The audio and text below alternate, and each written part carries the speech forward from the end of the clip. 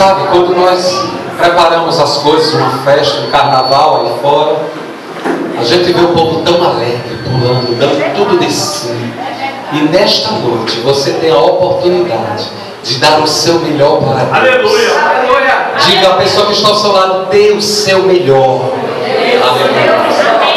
Eu quero te dizer uma coisa, Ele já nos abençoou com toda sorte de bênçãos.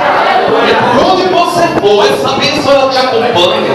Não é a teologia da prosperidade, mas é a teologia da obediência. Então Deuteronômio nos fala, se dermos ouvido à voz do Senhor nosso Deus. Então ele começa com uma relação de bênção. Mas também ele nos fala, se não dermos ouvido a essa voz, então também começa a relação da maldição. Quantos são obedientes, dão glória a Deus, bem forte. Glória a Deus! Aleluia!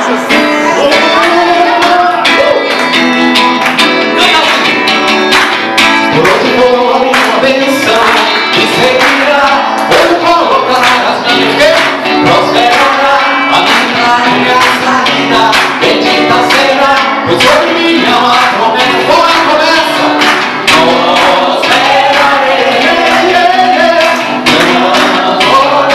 os meus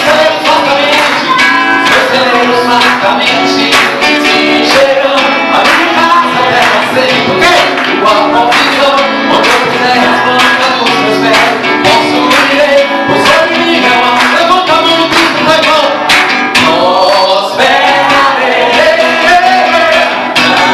transformarei. Não, vai!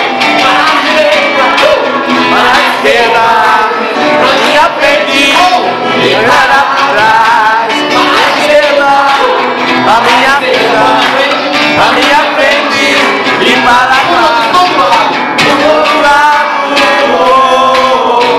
Sou abençoado, em tudo que eu faço.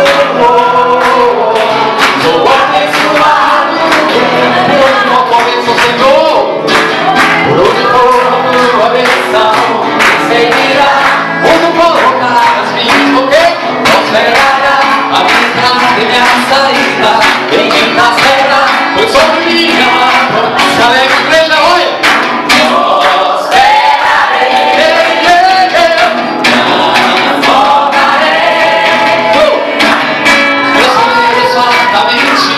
Se encherão a minha casa terá sempre.